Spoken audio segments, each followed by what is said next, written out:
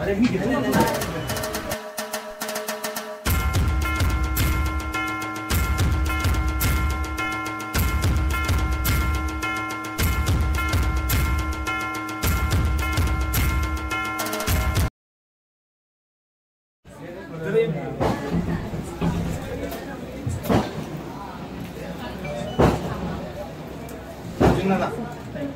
अर्जुन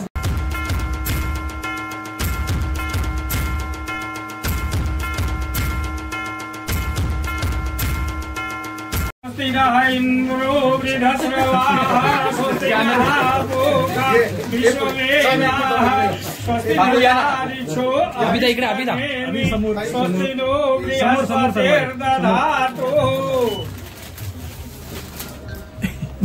खेळत असलेली पोरं खरोखर मनाला आनंद होता. आपल्याकडनं खालीचा वाटा करून 95 निर्माण झाला तेव्हा आपण आमदार.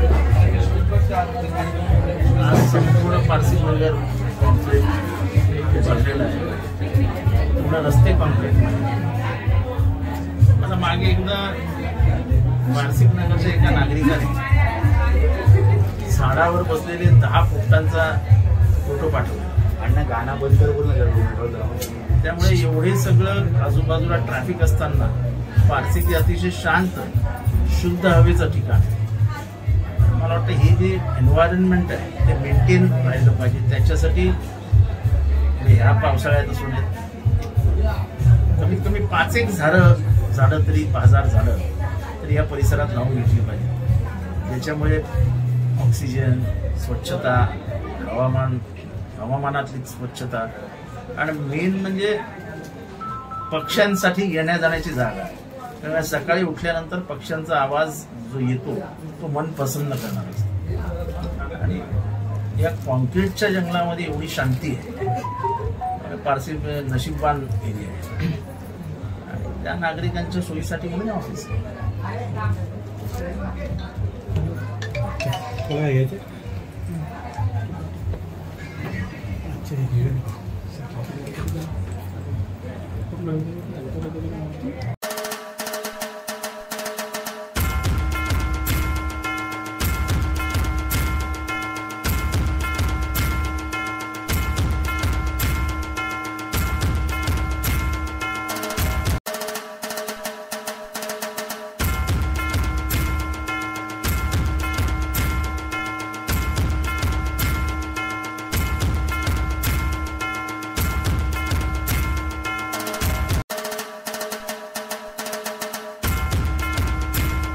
इलेक्शनची तयारी असं बोलता येणार नाही, कारण की ते डिपेंड साहेबांवरती आहे.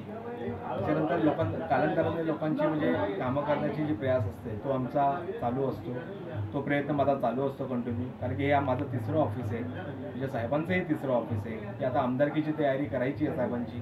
त्या निमित्ताने हे जे म्हणजे हा जो रोड आहे, हा परिसर आहे, याचा मध्यवर्ती कार्यालय म्हणून आम्ही स्थापन कार्य केलेलं आहे. कारण की एक कारीगावमध्ये आहे आणि दुसरं ऑफिस आहे की ते पारसीच्या तटडोक्यावरती आहे. मध्यभागी काही नव्हतं म्हणून आम्ही इथे नवीन कार्यालयाचं असं आजच्या पद्धतीने हा मंगळवारच्या किंवा गणपतीच्या शोभायात्रेवर केलेला आहे. कशा प्रकारे ह्या कार्यालयातून नागरिकांना मदत केली जाईल, कुठल्या प्रकारे?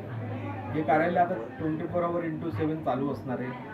आम्ही जरी इथे थोडा वेळ किंवा सकाळी ते रात्रीपर्यंत बसत असू तरी एक कंटिन्युटी मुलगा इथे असणार आहे. कारण की जे लोकांचे हॉस्पिटलची वगैरे प्रॉब्लेम असतात जेणेकरून आमची इथे ॲम्ब्युलन्स वगैरे कंटिन्यू उभी राहणार आहे. त्याच्यानंतर जे रात्रीनंतर जे प्रॉब्लेम्स येतात की म्हणजे साधारणतः काही याच्यामध्ये पावसाचे काही प्रॉब्लेम असतील, पाऊस आल्यानंतर जे किंवा काही होऊ नये अशा गोष्टी काही घडत असतील तर त्या निमित्ताने हे ऑफिस कंटिन्यू 24 तास चालू असल्या कारणामुळे, कारण की लगेच आम्हाला याचा मेसेज येऊ शकतो. आज दुपारी इथे कळवामध्येच अजित पवारच्या गटांनी नजीब मुल्लांनी तिथे पत्रकार परिषद घेऊन त्यांनी विधानसभेचा रणशिंगण फुकला आणि संध्याकाळी आज तुमच्या ऑफिसच्या ओपनिंग होऊन काय योगायोग तसं वाटतं?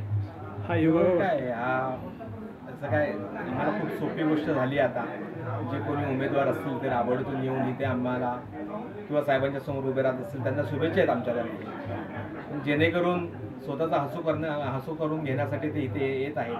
त्याच्याबद्दल त्यांना शुभेच्छा आहेत.